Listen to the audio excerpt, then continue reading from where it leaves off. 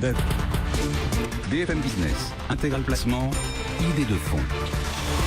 Et oui, que les marchés baissent ou pas, que le CAC 40 perde 1,7% comme aujourd'hui ou pas, il reste plein d'idées de fonds de gestion, bien sûr, dans lesquelles investir. Des opportunités que nous dévoile Mara Dobrescu. Bonjour Mara, on vous rejoint chez Morningstar comme chaque mercredi. Alors il est toujours intéressant de voir comment les fonds choisissent d'adapter leur stratégie aux circonstances. Et on observe en ce moment des fonds obligataires qui sont en train de réduire leur niveau de risque. Ça vaut donc le coup d'en parler, ces fonds obligataires de plus en plus défensifs manifestement.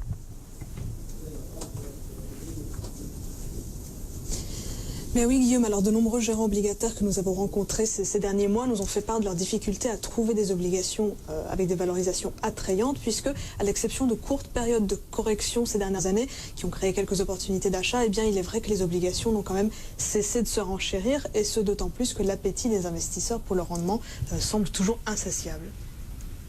Pourquoi les gérants obligataires s'inquiètent-ils aujourd'hui ?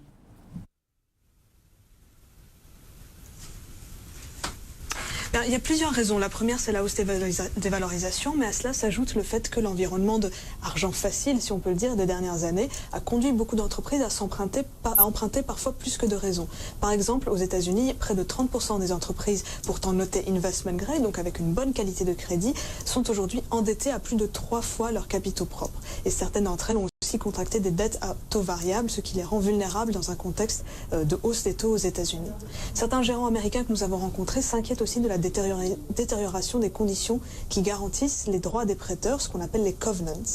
C'est moins flagrant en Europe, mais les gérants s'accordent ici aussi pour dire qu'avec les rendements en baisse, eh bien finalement ils ne sont plus aussi bien rémunérés que par le passé pour prendre ce type de risque.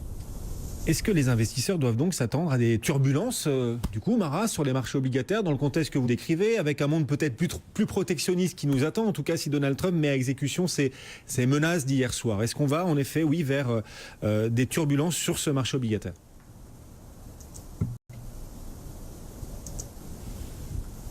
Alors, ce qu'on peut déjà voir, c'est que parmi plusieurs fonds que nous couvrons, eh bien, la voilure sur le risque a été réduite. On peut citer 3 exemples de fonds. Le AXA WF Global High Yield, noté bronze, où les gérants ont réduit leur exposition aux titres les plus fragiles, les titres de notation triple C. Le fonds est aujourd'hui un de ses points bas en termes d'exposition au risque crédit. Même son de cloche chez BlackRock avec le fonds Fixed Income Opportunities, noté Silver. C'est un fonds tout-terrain, géré avec une grande liberté, et donc les gérants ont ramené la sensibilité du portefeuille à l'évolution des taux, la duration à près de 0 en janvier 2018 pour se protéger contre la hausse des taux. Ils ont aussi diminué leur exposition au crédit.